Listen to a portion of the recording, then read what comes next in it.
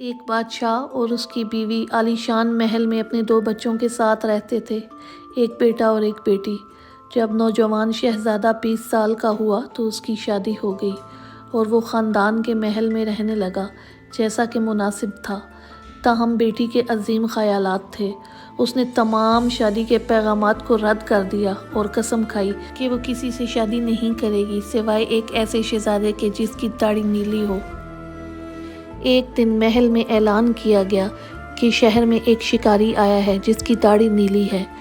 اس کو گھر مدعو کیا گیا۔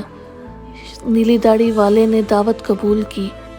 شہزادی سے اس کا تعارف کروایا گیا اور شہزادی اس کے اخلاق سے بہت متاثر ہوئی۔